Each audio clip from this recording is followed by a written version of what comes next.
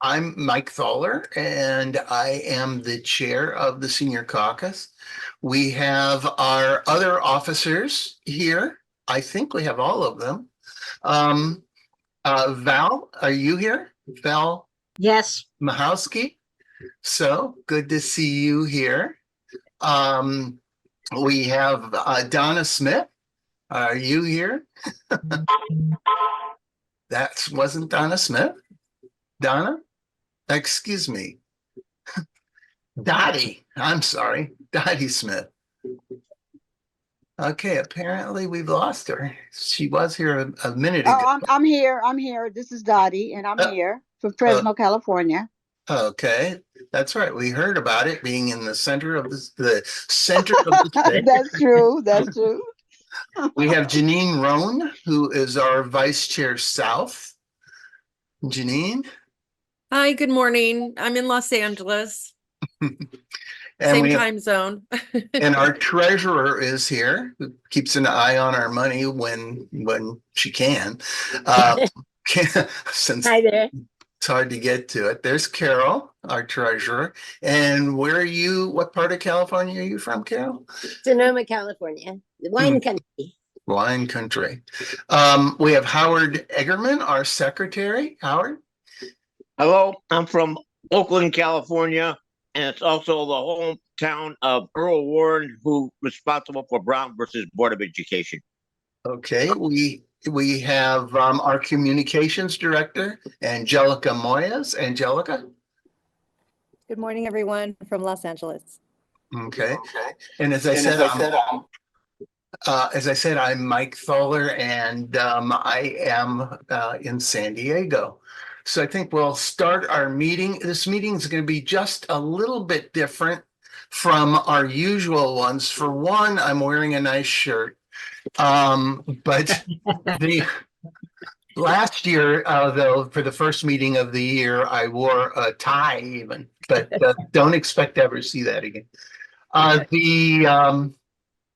looking at the agenda and can tell you that we're trying something that's new, at least to us and probably to most of the caucuses, in that we are doing a GOTV effort, and I'm calling it senior to senior, the senior caucus talking to seniors to encourage them to vote this time. It's more of an experiment than anything else, but it also is a training so that if you want to do it after the meeting or, and by after the meeting, I mean days after the meeting, you should be able to do it and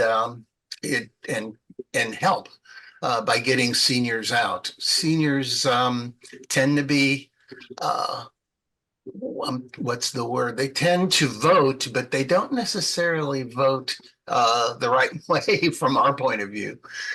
So it's a good opportunity to get them, convince them the best way to vote and get the vote out. And it's going to be even more important, I think, in the general election in November. So on that note, I think I will turn the meeting over to Val, who's already on the screen, and for the land acknowledgement. Go ahead, Val. Okay. The California Democratic Party Senior Caucus wishes to honor the homeland of the First Nations people of California.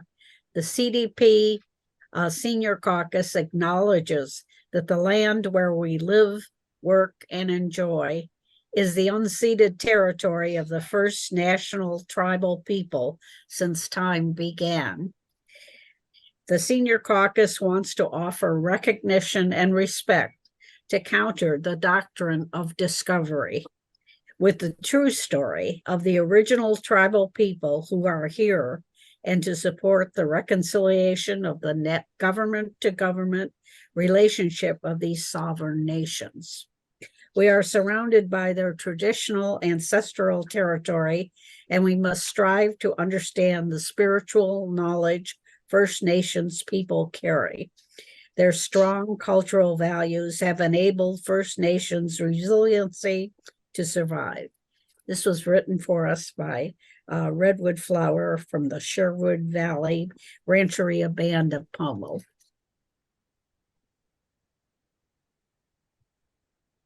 Needless to say, I was muted. Next up, we have Janine, who is our vice chair of the South, excuse me, who's going to tell us why what we're doing is so important and hopefully get you excited about doing it. So go ahead, Janine. Well, hi everyone. Today we're talking about phone banking. And so, and some people may find that a little intimidating. I actually think it really, in the past has rounded out, made me a lot more confident about talking about voting. And so, whether it's phone banking or just speaking to family and friends, I think if we do phone banking or just chatting with friends to encourage them to not only vote, but to talk to the younger generation, their family and who they run into, encourage them to vote. And I know that can be somewhat difficult. I know that I have a ton of nieces and nephews, and they feel a little bit intimidated because I'm an activist, and they're just like, okay, I'm not going to put signs up in my yard. I'm not going to have buttons and all that kind of stuff. But it's funny, in the last couple of years, as there's been a lot of chaos, I mean, they can sense that. They may not be terribly involved or terribly up to date on specifics, but they do know that there's chaos, there's division, and there's dysfunction. And that, we deserve better. And I think that can transition people into a conversation, or you can just keep it that surface level that we deserve better, and we're not going to get better. We're not going to get that better if we don't get the broken out and better people in. So, sometimes keeping it simple, but to not be intimidated to talk to them. So hopefully, if you do join the phone banking today, it just gets you a lot more comfortable talking to people about getting out the vote. And sometimes I've found that if somebody, they're not, oh, I didn't get my ballot yet, or you may find that there's difficulty in in them being able to vote, and you're able to walk them through that, because we're in the Democratic Party, we're obviously in caucuses, we probably feel more comfortable being able to help them navigate on what steps they need to do to clear up any kind of problem they have. So I'm excited for today. So that's about it. Okay. Dottie, I see your hands up. Do you have something to add? Well, I had it up for a while, but I'm taking it down now. I'm okay. Okay. All right. Next up is some business, necessary business. We need a quorum, especially if we have something that comes up to vote on, which isn't in the plan, but you never know. So I would like to ask Howard, our secretary, if we have a quorum. Howard? Mr. Chair, I'm proud to say we do have a quorum. Yes, we have a quorum. Excellent, excellent. A quorum in this meeting is 15 active members, for your information, because it's a virtual meeting that isn't part of a CADEM meeting. So that's good to know. Next up is Carol, who is our treasurer, who's going to give our treasurer report. And Carol? Oh, okay. Hi. The Democratic Party hasn't sent us the post-convention figures yet. So I'm guessing, a very educated guess, that we have about $4,500. And we've received about 39 new members since between January 1st and February 7th. which two of you are sustaining members and two of you are sponsoring members. I mean, so I really want to say thank you very much, because the funds are really needed for this year coming up. So thank you very much. Well, if you don't mind, Carol, I could add a little bit to that. We Sure. have the total membership as of yesterday, because we got a new thing from CADEM. We have 79 active members. Last year we had well over 100. I can't remember the amount. And something that we put in the newsletter is just to let you know that our membership is $10, of which the California Democratic Party gets half of that, or $5. So therefore, we ask that if you join, or when you join, that you join at maybe a higher rate, because a typical meeting, which is our only expense really during the year, well, there's others, but our main expense, typical meeting is $3,000, and at $5 each, I'm not sure I can do the arithmetic in my head. That's something like, correct me when I'm wrong, I will be wrong. That's like hundreds of members before we can even afford one meeting. So please join at the higher rate. But of course, you can also join or rejoin with a hardship. And the instructions for getting a hardship membership are in the blast that you've been getting, too many over the last week. So we have 79 active members, and it looks like no more than half of them are here today. That's besides the point. The 40 that are in addition to the ones that paid since January are the ones that had the 2-year memberships left over. So if you can check and see if you're still a member, or if you have membership left from that time. I've given money twice this year, and so if you want to extra contribute, you can. If you want to know when your expiration date is, look at the blast. It's on there. So if your expiration date is 12/31/24, you're fine for the year. If it's anything less than that, yeah, please rejoin. Okay, so up next is, that was the treasury report. We did the, Dottie, if you're here, we have the agenda. I'm to approve, and that is your job to get it approved. And I'm going to share my screen so that you can see a more detailed version of the agenda. A quick version of it is something that was on the blast that came out. So here it comes. This is what's called the run of show agenda, and it's got who says what. So Dottie, do your thing. First of all, good morning, everyone, and welcome. I'd like to ask for the approval of today's agenda. I can second it. This is Angelica.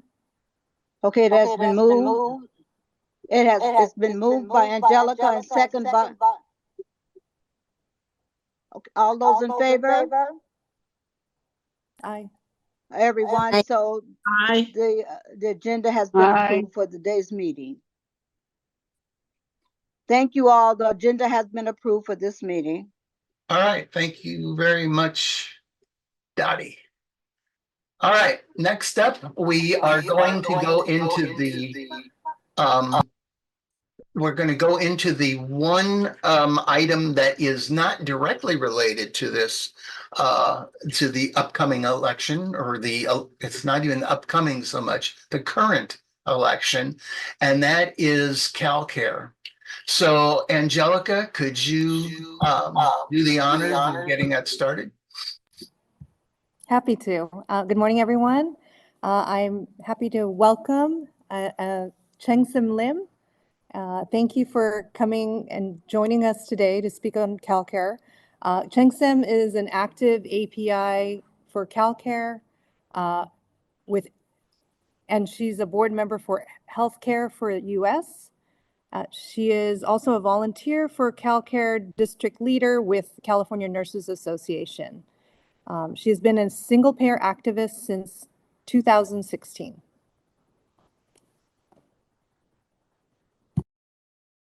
Yeah, thank you, and thank you, Angelica, and thank you, Caucus, Senior Caucus, for allowing me to speak to you about the updates to the CalCare bill.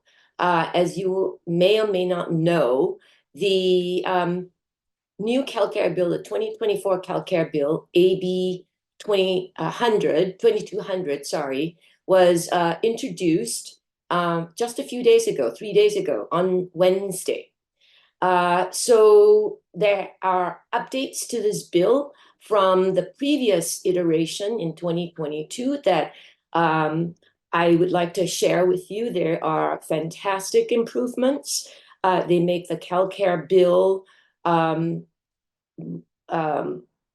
better. And this was done as a result of feedback from legislators and other stakeholders that Assembly Member Ash Kalra, who is the principal author of this new CalCare bill, and as well as the California Nurses Association, CNA, they spent this past year, when there was a spot bill for CalCare, soliciting, talking to legislators and other stakeholders to get their feedback on what they want, people wanted to have changed in, to improve the previous CalCare bill. So that feedback was incorporated, and there are a number of, as I said, really incredible improvements. And I just want to highlight 6 of them with you today. The first one is the Office of Health Equity.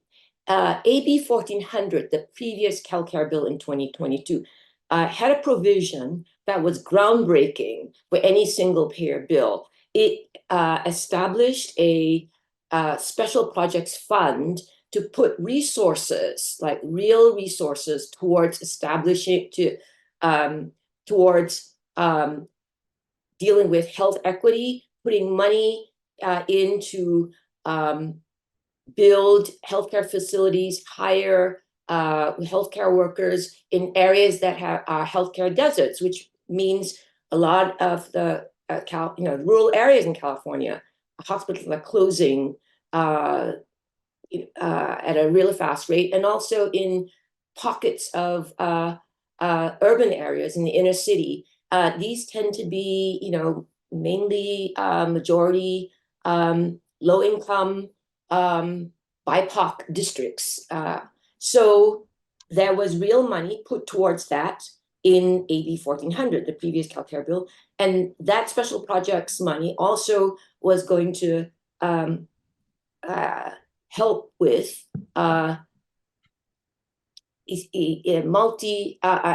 cultural competency, improving the cultural competencies of our healthcare infrastructure. And that meant training healthcare workers in multilingual competency and other sorts of competencies, dealing with people who are transitioning, and dealing with, the underserved Black population, for example, who have been disrespected. And we all know from the data that anytime anyone is disrespected or their concerns are not listened to in a healthcare setting, that discourages people from seeking care. That is so equity means cultural competency. It's all bound up together. So that was a provision in AB 1400. So now what legislators said is we can improve on that. So the new CalCare bill, AB 2200, has made specific that there will be, in addition to the special projects fund. So you put money towards a project, but now you're going to create a special, an Office of Health Equity to actually implement it. So you don't just put the money where your mouth is, you actually have people who are going to make sure it's implemented. So it makes it much more concrete. So, you know, it'll ensure that the CalCare program will promote equity across the board, across racial, ethnic, national origin, primary language use, immigration status, age, disability, sex, gender identity, sexual orientation, geographic location, socioeconomic status, housing status. All these inequities will be concretely dealt with through this Office of Health Equity. They'll be funded by the Special Projects Fund. So that's number one. The second improvement, also related to the Special Projects Fund, is that you know, there is that pool of money to be used to deal, you know, to make our healthcare system equitable, and so now AB 2200 will make sure that people know that there is a, you know, a clear application and funding process. They will know how to apply for this pot of money and to use in rural or medically underserved areas. So it sets this path very clearly forward so people can easily access that money.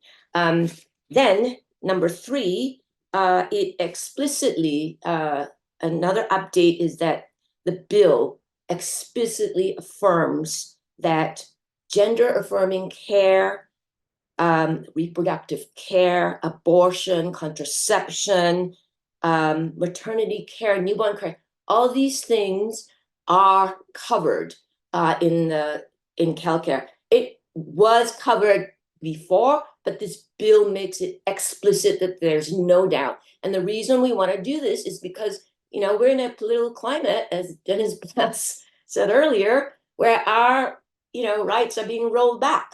So it's important to make this explicit so that there is no doubt. Then number four, a special fund is going to be created, CalCare has passed, to invest. Providers will be required to invest in recruitment and retention of healthcare workers so that we have safe ratios, so that, and it's also in anticipation of any kind of increased demand of healthcare services once we enact a single payer system. And so a portion of the CalCare budget is going to be allocated to this fund to make sure we can meet the needs for everybody who are going to be covered. Then number five, the fund also makes explicit, which it was implicit in the previous bill, but now it's been made explicit that there is going to be continuity of care when we undergo the transition between our current system of fractured, you know, tiered, essentially medical apartheid.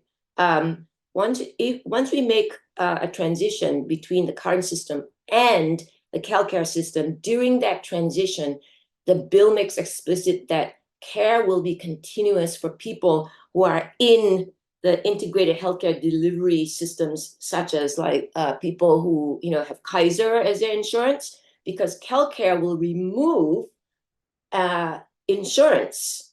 We don't have to pay premiums, you know, any kind of out-of-pocket co-pays, deductibles, premiums, etc., which means, you know, healthcare will be defined by need rather than profits for our private insurance companies. So that means Kaiser's insurance function will disappear with CalCare, but Kaiser, the hospitals, what we, people who have Kaiser,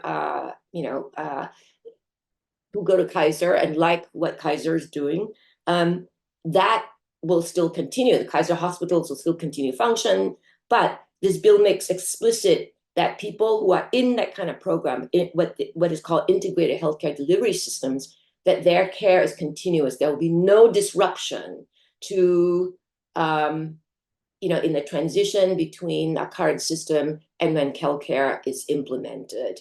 So that makes sure people don't get worried that they will lose their healthcare. They won't. They won't lose their healthcare. It's just that the insurance stuff goes away. That's all.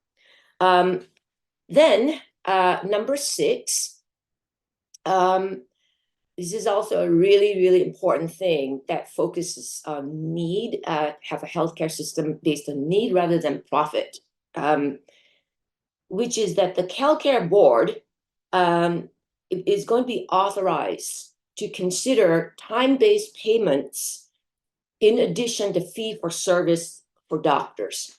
What this means is fee-for-service is, I see some people nodding, you know what that is. So fee-for-service means if you go see a doctor, the doctor gets paid for the service that they render you, right? So that's why it's called a need-based system. The doctor gets paid for the service that they render to take care of your need, your healthcare need. It's not based on capitation, which is the current system when you have health insurance plans, where the certain health insurance companies, and talking about programs such as like Medicare Advantage or Medi-Cal, where it's administered by a private insurance company, where the government pays the insurance company essentially a pot of money based on some projection of how many people they are going to serve. And there has been a lot of reporting done about the tremendous overpaying and fraud that the federal government has paid, like hundreds and billions of dollars in overpayments due to this kind of system of capitation, where the payment is based on projected number of patients that they have so it's not based on need. And that has led to what people call cherry picking and lemon dropping. And upcoding. So there are various schemes that these insurance companies use to deny care, right? They deny care, and then they charge the government with giving care that have higher rates of reimburse of payments. So that all leads to a lot of waste that's sucked out of the system into the pockets of the insurance company. So fee-for-service removes that. Fee-for-service says the doctors get paid for the service that they render to the patient. So that's what fee-for-service means. So now that was in the old healthcare bill. This new update in the new healthcare bill, in the new CalCare bill, says in addition to fee-for-service, doctors will be allowed to charge for time-based payments, which is fantastic, because you could go into, to the doctor and, you may need, the doctor gets paid for the time that they spend with you, meaning if they need to spend a longer amount of time with you because your condition is more complicated, they get to be compensated for that time. So again, they're not going to, feel like they need to rush you out of the office because you're taking that time, and, they're not going to be paid for that. So again, need-based, and that's the 6th highlight. There are other highlights, but I think my time might be up. So. Hi, Chang-Sim. This is Janine. I just wanted to, I know that you had to finish up quickly, and I appreciate this. I know that your group is actually calling on people to really help in their assembly, get their assembly people on board with this new version. And so I'm wondering, because we have to move on, would you mind putting in the chat some information on how people can reach your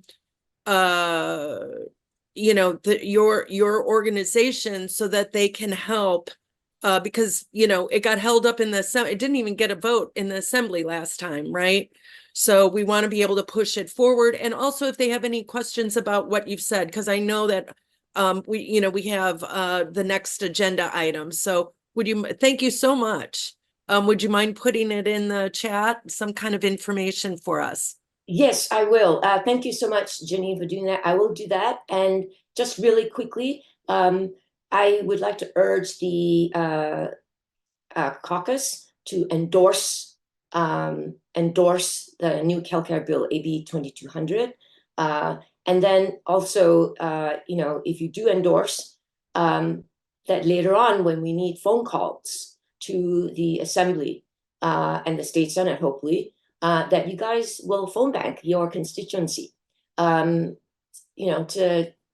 get the calls going. This CalCare, a single payer CalCare, is on the CADEM platform. So this is what the Democratic Party supports, the State Democratic Party, and we should go all for it. The circumstances have changed this time, which makes it more likely that this bill will pass because we have a new speaker, and this new speaker is voted for the last CalCare bill. So let's get it done. This is Thank you. Okay, thank you very much. We unfortunately really have to move on. But we will probably be having this as the main issue in a future meeting, would be my guess, because CalCare is so important to seniors along with everybody else. Angelica, you want to say something? I just wanted to quickly respond and say thank you, Chang-Sim. And I wanted to say that in order for us to take any action on any legislation, we are very familiar with the processes, so we will go that route and try to get the party behind it so that we can take action. So I heard you, and I'll be on it. Thank you. Okay, and in fact, caucuses are not allowed to endorse anything, which I think is Angelica's point. Okay, it has been a tradition, maybe more than a tradition, really, to have DNC report at our meetings. And this meeting is going to be a little different because we have two DNC members who have a report, or at least they're actually subject matter discussers on our agenda. So the first of our DNC members is a guy that you may have heard of. His name is Rusty Hicks. And besides being a DNC member, you may have heard of him because he also is chair of the California Democratic Party. So Rusty, if you could unmute and do your thing. Well, thank you, Mr. Chair, and it's great to be with the Senior Caucus this morning. It was great to get that presentation on AB 2200 and the opportunity for us to have single-payer CalCare here in California. I'm going to talk just a bit about why helping to elect and re-elect Joe Biden and Kamala Harris to the White House is so incredibly important. But let me first just say thank you to the Senior Caucus, the chair, the entire executive board, and all of you as members for the work that you do, not just to support the caucus, not just to support our party, but the work that you do in your own respective parts of the state to carry the Democratic banner all across California. Look, I don't have to tell this group how important this election really is. You've seen some important elections, and you know that this one is more important than maybe ever before.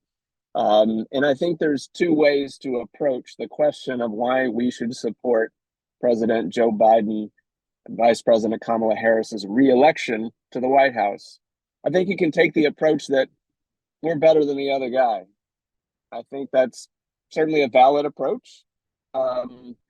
91 indictments and the potential of jail time, and seeking to be a dictator on day one and trying to find a way to tear down our democracy, and not having a candidate that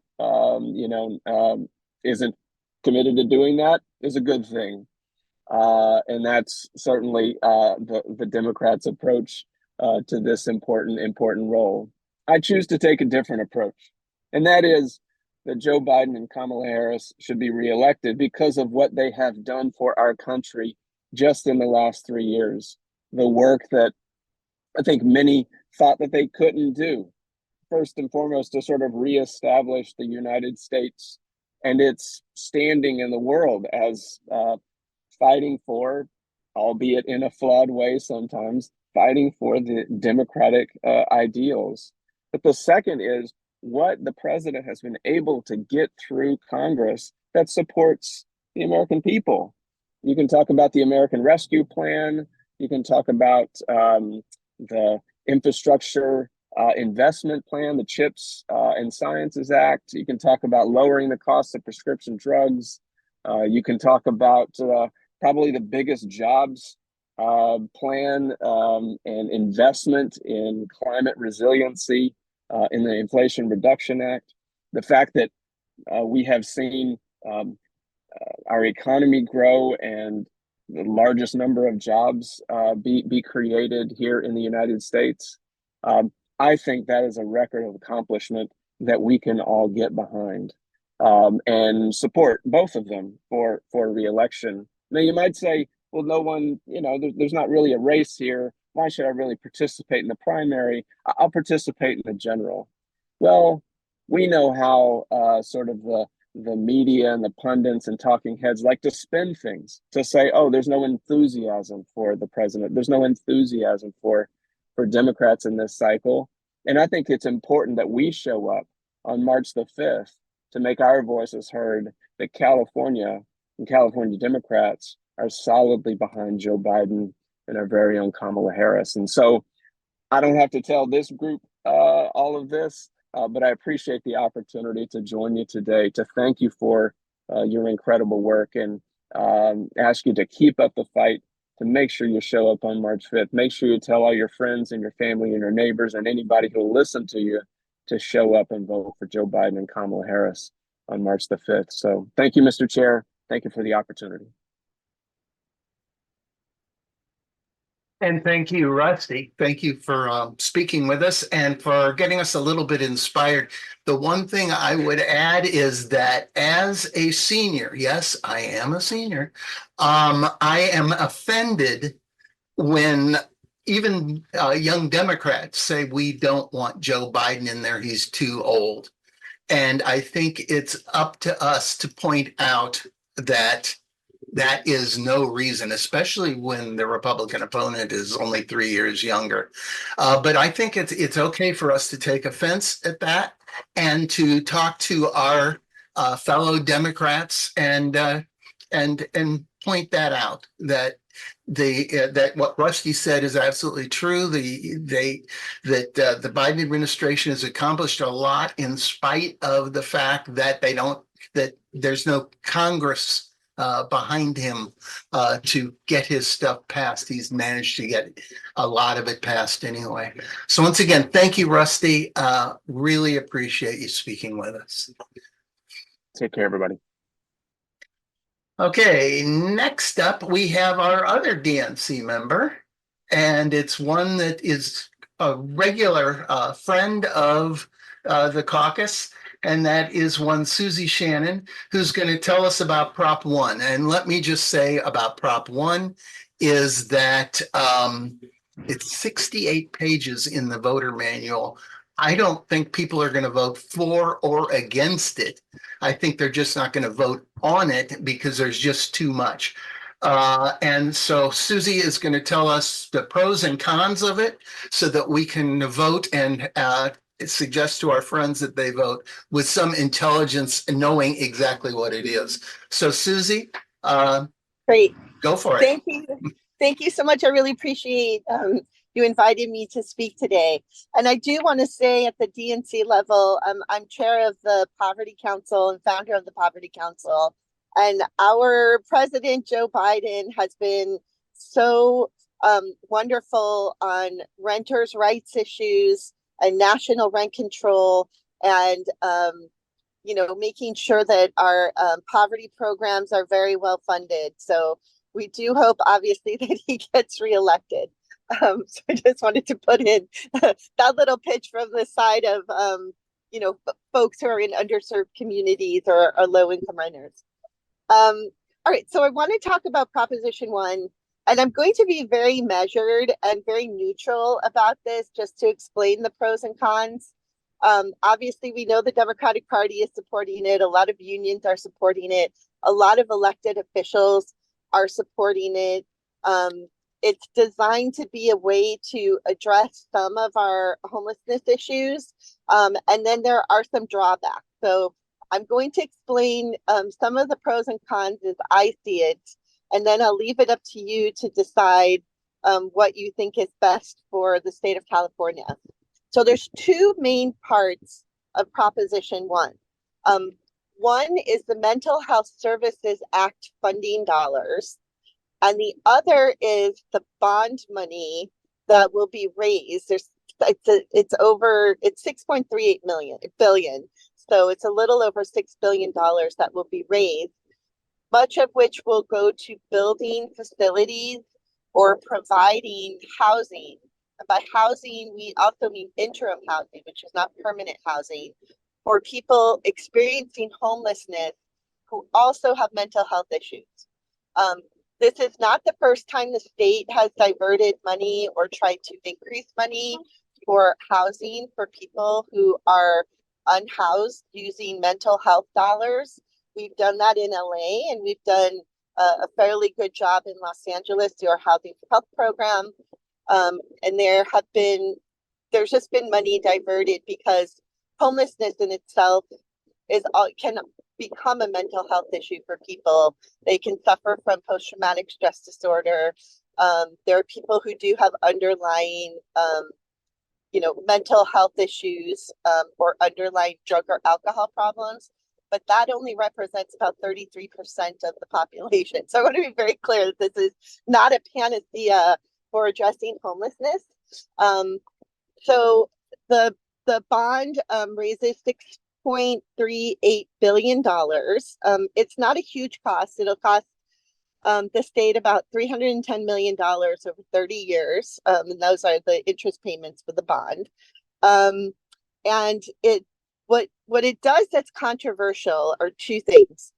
One is the Mental Health Services Act money. Currently, 95% of that money goes to counties to be used for people who are suffering from mental health crises or for prevention of mental health issues.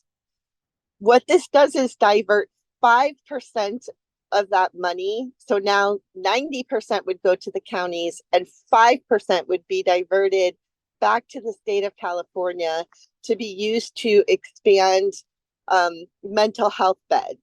And so currently the state is at a deficit of about 10,000, I'm going to use the word spaces as opposed to beds, for people who are suffering from mental illness. And so this would not give us the 10,000, but it would give us more. We don't know how much more, but it would allow for the expansion of mental health beds and spaces for people suffering from mental health illness. What it does in actuality is it takes about $140 million away from counties. And counties, of course, love the MHSA funding because it gives them a lot of flexibility to address mental health issues within their county. And as most people know, your county is like supposed to be a one-stop shop for people suffering from mental health issues to provide, you know, whether it's free clinics that folks can go to, whether it's more intensive mental health facilities, or maybe like the more temporary ones.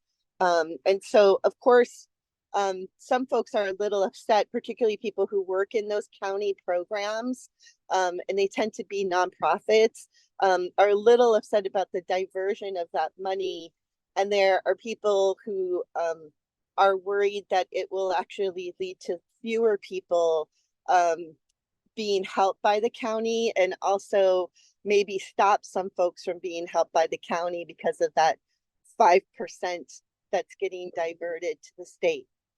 So I hope that, I can answer questions at the end because I know that it gets a little complicated.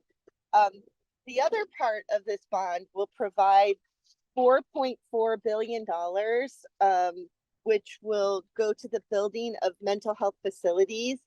And this would also include drug and alcohol addiction facilities. And only of that 4.4 billion, 1.5 billion would be able to go to local government.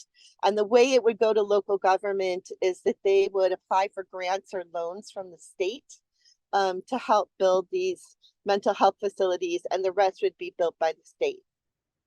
And then another 2 billion would go to what I see as temporary housing, and this would be hotel and motel conversions and conversions of other buildings utilizing what we call adaptive reuse.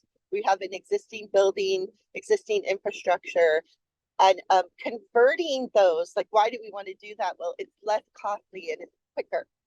And so I very strongly support adaptive reuse and sort of expanding our housing, but it's important for people to know that this would likely be only interim housing. So it would not be permanent. So that means people would be part of a program. They would have to abide by the rules of that program. And it wouldn't be like their own space. It would likely be like, individual spaces where people would have a door they could lock behind them. It wouldn't necessarily be like temporary shelter that we see, which is like a big warehouse. And so it would be hotels and motels and conversions of old buildings. It can be permanent supportive housing, or it can be interim housing. And I think the issue is going to come down to the counties, because the state, even though they're willing to put money into this conversion of these properties for people who are unhoused with mental illness, so it's not everyone who's unhoused, it's just unhoused with mental illness or drug or alcohol addiction. The issue is that the counties would also have to pay for the maintenance of these buildings long term. So there's going to be, I think, a lot of give and take between the state and the counties as to whether the counties can afford to, in the long term, maintain a lot of these hotels or motels or other buildings. I would say a con to this, other than the 5% diversion, is also the increased ability to move people into locked facilities involuntarily. Currently, we have a way to move someone who is a danger to themselves or others into a locked facility, which is the 5150 program. And if somebody is 5150, they can be put on hold for 72 hours. We put on hold for 10 days after a 72-hour evaluation, or for even longer term care, depending on how severe or extreme the mental illness is. What this does actually is it expands caseworkers, but at the same time, it provides for people, sort of like, homeowners or people who live in a neighborhood to kind of call and say that, anyone who is unhoused in their neighborhood, is suffering from a mental health issue, and to have that person kind of picked up. And so this has been, for some homeless services organizations, this has been a huge problem. And so, like National Coalition for the Homeless and other organizations oppose this proposition simply because they think that it's not a humanitarian approach to homelessness, right?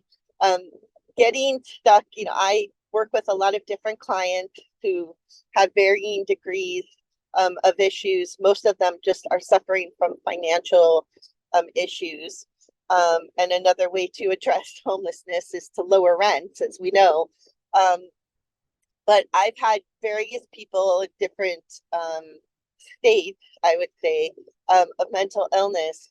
And, being put in a locked facility, in a long-term locked mental health facility, is very serious. And it's very hard to get someone out of that situation sometimes. And a lot of money gets diverted, kind of like the prison system as well. Like a lot of money gets diverted to building these facilities, and then they oftentimes get filled. And that's not to say that someone with severe mental illness doesn't need that kind of treatment, and need, obviously like a medication protocol. But it is to say that for those people who actually can function outside of a locked mental health facility, if they are placed there, it is very difficult to get them out. And so it's funny because there are families who have, family members who suffer from severe mental illness who are very supportive of this because their family members have had schizophrenia, and there's different levels, of course, but they have very intensive mental health issues, and they very much favor being able to have their loved one kind of brought out of the street and into a locked facility.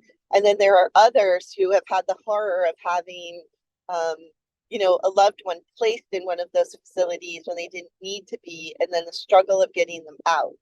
So it's a very complicated situation. And I think you really have to take it on a case-by-case basis. The issue for some people is that this has been very much politicized. And by that, it's because there has been increasing homelessness in the state of California. We have over 181,000 people who are homeless. And so people are seeing, an increase in homelessness in their neighborhoods. They're seeing encampments. There's a lot of fear based on that. And there are politicians, including our governor, who's a big champion of Prop 1, who want to say to their constituents, hey, I'm doing something about this. And so you'll see that a lot of elected officials and a lot of organizations support Prop 1. It's just, as someone pointed out to me, everyone who supports Prop 1, are politicians and organizations and that kind of thing, sort of on the more political end of things. And the people who don't support Prop 1 are typically people who will be, impacted by it greatly. And so there's a lot of give and take here. One of the issues too is that there is an organization that has been going state to state in our country, basically trying to create a situation where there's involuntary lockup of our unhoused community.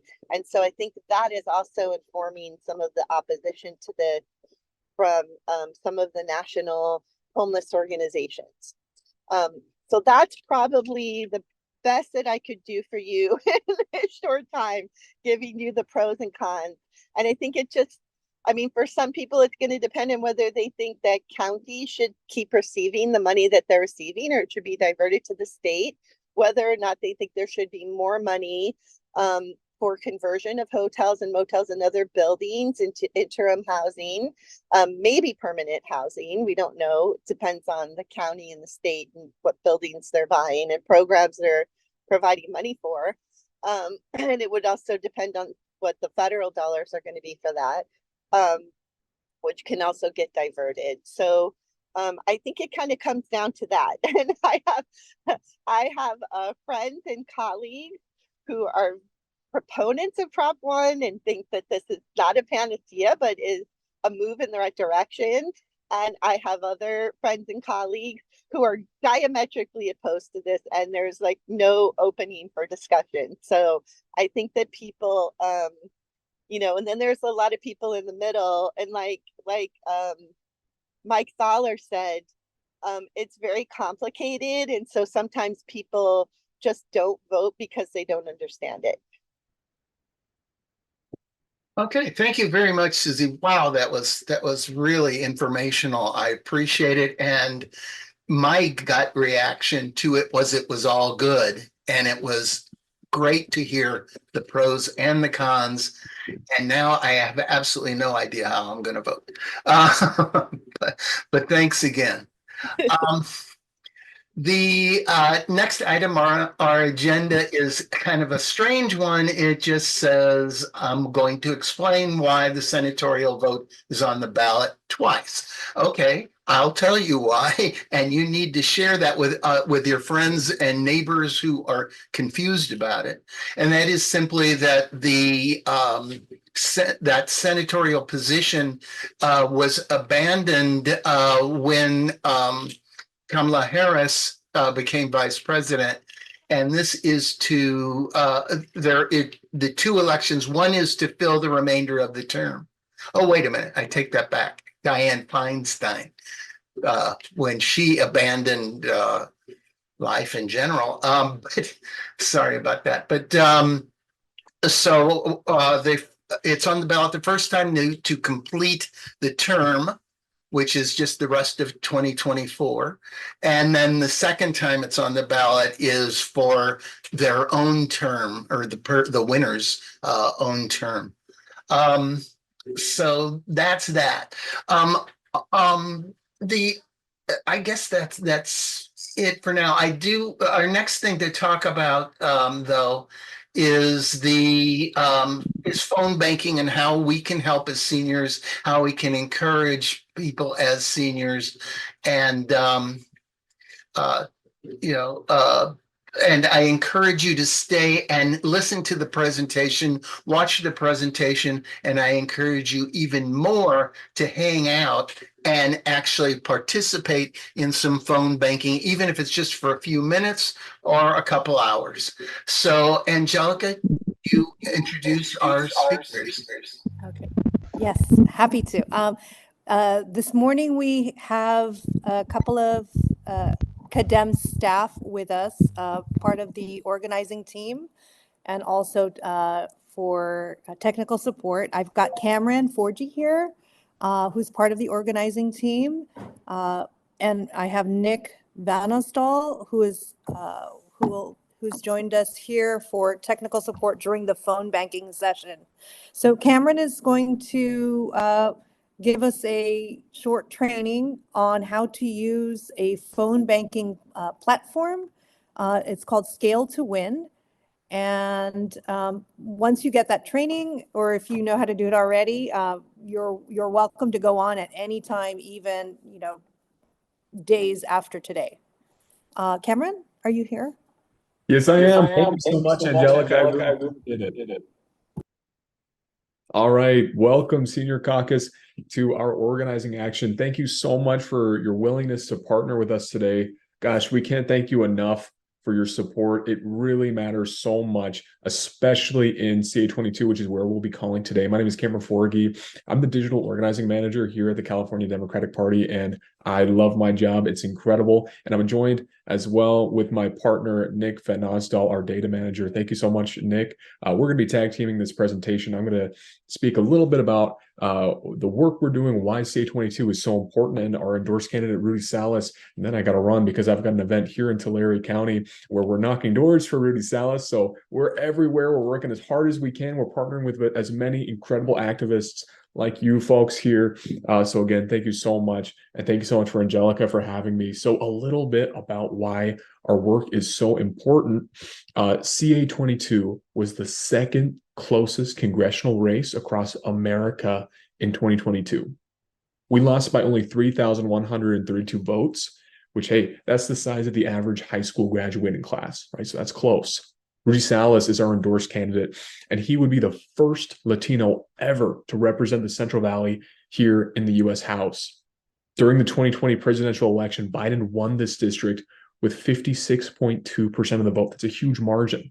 What that means is that the voters here prefer Democrats, they vote for Democrats, and they vote against Republicans.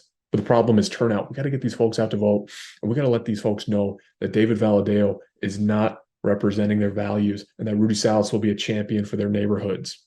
There are more registered Democrats here in CA22 than there are Republicans. Rudy Salas served in the California State Assembly for 10 years prior to running for Congress, and before that, he was the first ever Latino city council member in Bakersfield. He's an incredible champion of working families, and he's an incredible champion for the California Democratic Party. And we're so excited to support him today. And thank you so much for joining us. Now I got to run, but thank you so much again for having us. And Nick is going to take over. Again, he's our incredible digital data manager.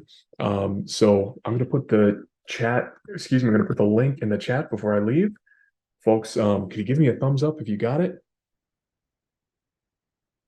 That's going to be our Scale to Win dialer link. If everyone could click that before I leave, that would be a huge help. The next step is if everyone also has a personal device or a cell phone, it's a huge help. Thank you so much, everyone. I really appreciate it. And Nick, take it away. Sure. Thank you, Cameron. I do want to be mindful. I was looking at your agenda. If maybe I saw there was a 10-minute break there that you may have wanted to do before folks stayed on for phone banking, or maybe you were going to adjourn the general meeting first. So just want to check in first before I go into kind of a technical phone bank training. Appreciate that, Nick. Mike, how are we doing with time? Do we want to give everyone maybe 5 minutes? Oh, now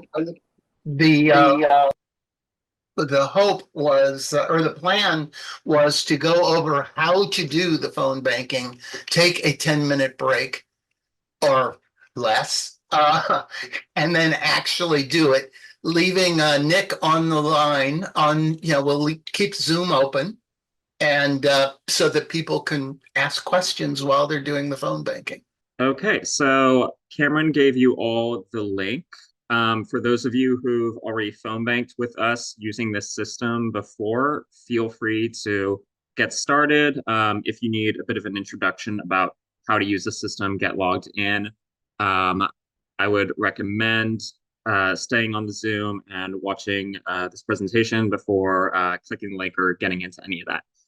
So what you'll need to get started with calls is any device that has an internet browser. So you can be on your PC, you can be on a laptop or a tablet. You can even do it from your phone.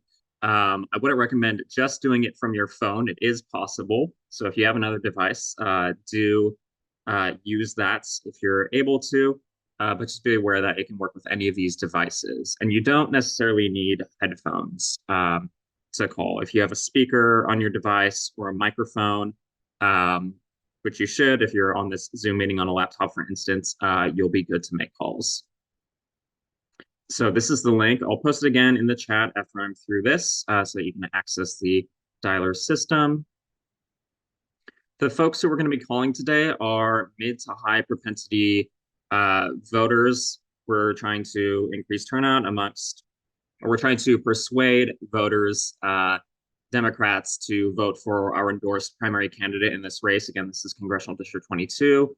The party's endorsed Rudy Salas for this race, so we are calling voters who are more likely to turn out to persuade them to vote for our endorsed candidate specifically, given this is a primary race. We're calling a mix of Democrats and independents or no party preference voters, but those specifically who we've modeled to be more leaning Democratic in their vote histories and who do not live with only other Republicans in the household. So when you click on the link, you'll see a few different options there. One of them is to preview the script, which is a handy feature. So I'll walk through that a little bit later in this presentation, but allows you to look through the script, click on all the options, kind of see the flow of how the system works without actually being on a call, so you can get some practice with it first. The other two buttons below that are to actually start getting calls, going with the calls. So the first one you'll see there, if you look at that little screenshot there, is call with this device. And that will directly start calling from your laptop.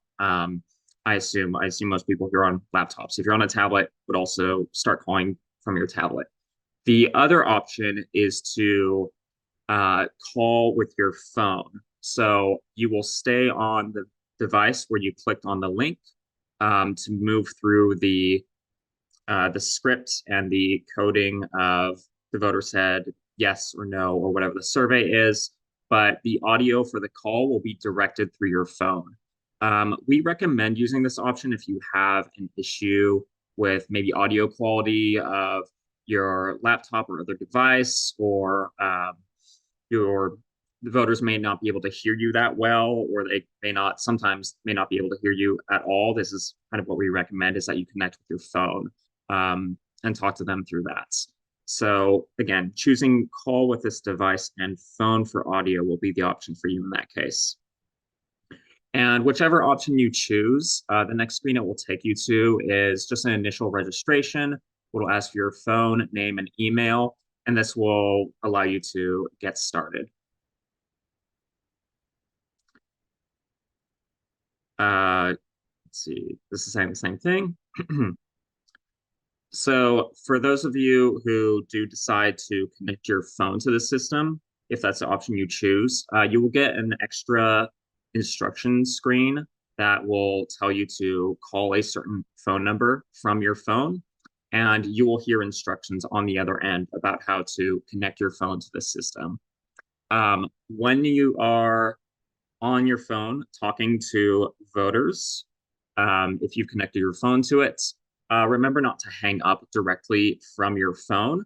The way that you'll hang up and disconnect from calls in the system is to do it from your laptop or whichever device you're using to look at the script and the voter information. And so once you've begun calls, this is what the screen will look like. There will be a gray bar at the top of the screen that will turn green once you're connected to a voter, and you'll hear a high-pitched beep.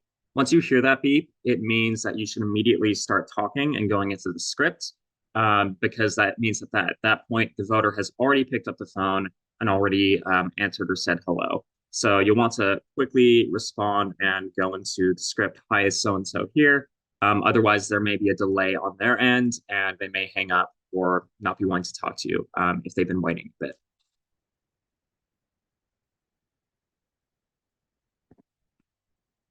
Once you get to the end of a phone call, you'll be shown a summary of the responses that you coded for them. You'll then need to click on the hang up button on screen, or it may say hang up or end call. If the voter ends the call before you do, it may say end survey instead. But just know that once you get to the final screen that shows your coding responses, you will then need to click on a button to continue calling. If you would like to take a break, if you would like to review your responses or simply end calling for the day, you can either sit on the screen or just not.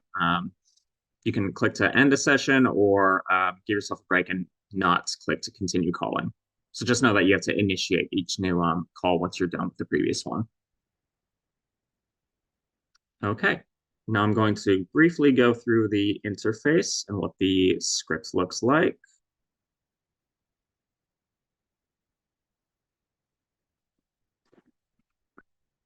So as I said, there's a previous script button, which I recommend everyone goes through at least once before starting their calls.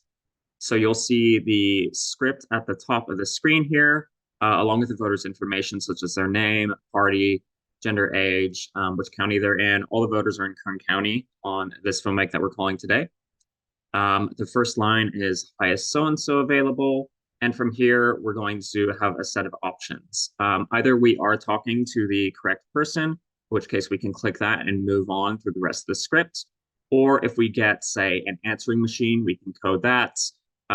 If there are other responses that make sense, like say they speak another language, so we can't continue the call, we can code that. If it's a wrong number, if they just refuse to talk to us, all those options are on screen so that we can code it correctly and then move on with another call.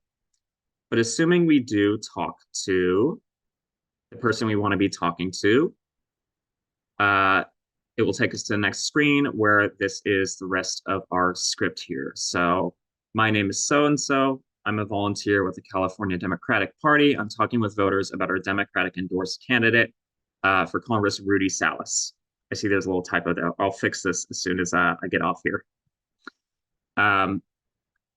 Growing up in Bakersfield, Rudy Salas worked with his dad in the fields and in construction. In the California Assembly, Rudy fought to lower costs and improve working conditions. Rudy is running for Congress to continue delivering for working families And that's why he is the only candidate endorsed by the United Farm Workers, U.S. Senator Alex Padilla, and the California Democratic Party. And then we ask, can we count on your support for Rudy Salas for Congress? We have a few different options here depending on how they respond. So if they say yes, then that's great. Can I ask what the most important reason you're voting for Rudy is? Thanks so much after they give us a response. If they're undecided, we have a bit more so that you can maybe persuade them on the call. Rudy won overtime pay for farm workers, lower the cost of life-saving diabetes medication, made drinking water safer for our rural communities, secured historic new funding for Valley Fever, and helped save the Kern Medical Hospital from closing its doors.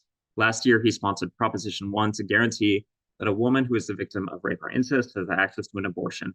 Can we count on you to vote for Rudy Salas for Congress? If they continue, or if they say no after that, we can code it no, end the call, or mark them as continue to be undecided.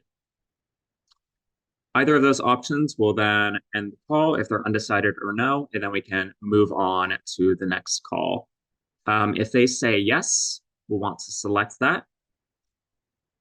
And then they'll take us to the next question, which is we ask them how they plan to vote. So have you received your ballots? And then how do you plan to vote?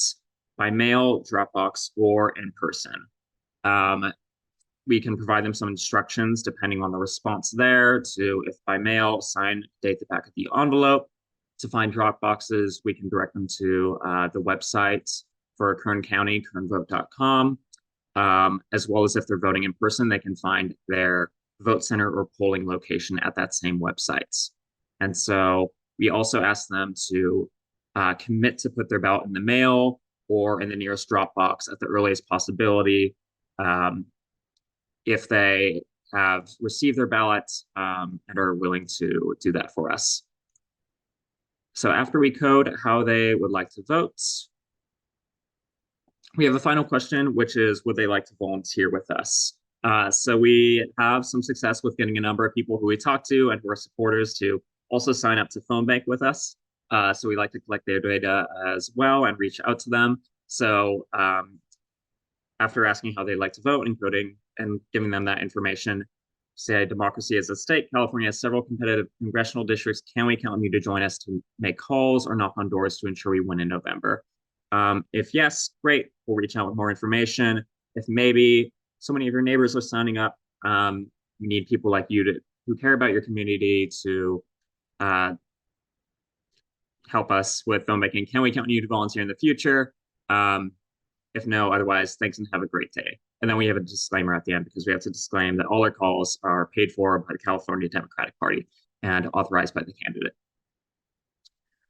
So going through all that coding, again, we get to our final screen, and this is where we can end the call and then move on to the next one. And we can see all our responses here. If you need to go back to edit any of them, maybe you selected the wrong response at any point, you can click the back button at the top here.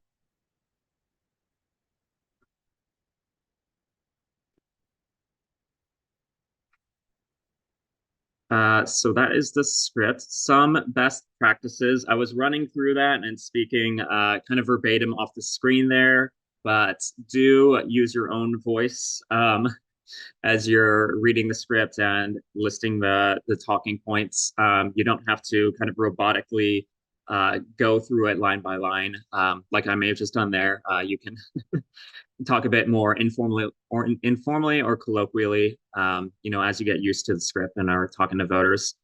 Be sure to maintain a positive energy level and be empathetic and understanding when they are talking to you at several points in the script.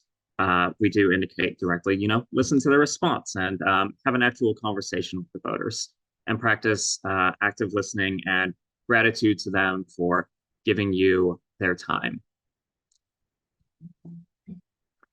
We already went through previewing the scripts. And then, about 15 minutes before, so 12:45, because I believe we're all ending at 1 here, please return to the main Zoom room. We'll do a quick debrief. I know the time there says 7:30, that's wrong, but 12:45 is when we'll all return. And one final important note before you start phone banking is that if you want to, we all want to remain in the Zoom room together. So we're kind of phone banking together as a community. You will need to on Zoom so that you can make these calls and not hear everyone in the Zoom room or have the rest of the Zoom pick up your phone call. There is a button down in the lower left. The microphone icon will allow you to leave the Zoom audio. So that means you're not going to be picking up the Zoom call or talking to everyone in the Zoom room as you're making these calls. So make sure to go down there, click the little up arrow next to the microphone icon, and then select Leave Computer Audio. When you return to the Zoom room for a debriefing, or if you need to come back to receive technical help, I'll stay on here and provide tech help for anyone who needs it. You can rejoin the Zoom's audio by also going through that same process. Click the little button by the microphone icon, and then click Join Computer Audio. So that's how you'll come back and into the Zoom room and be able to talk and hear us. So thank you so much. If there are any questions now from anyone, let me know. You have, I'll post the link again so you can access the phone bank. And yeah, I will be hanging out here until we all come back to debrief for anyone who needs help or assistance. And once again, I think this is an experiment to see if we want to do this more often as time goes on, or maybe even between now and when the ballots have to be in the mail. I am thrilled to death that it was a very great learning experience for all of us. I think, especially the CalCare and the Proposition 1 presentation. So on that note, I think we'll adjourn the meeting, but leave it open and come back in 10 minutes, which would be 11:40. And please come back in 10 minutes, which is 11:40, and we'll start actually doing that. We won't be recording that set part of the meeting or the post meeting. So, folks, meeting adjourned. I'm going to turn off my video, do 10 minutes worth of other stuff, and come back, and I recommend you do the same. Thanks. Bye for those of you who may not be coming back.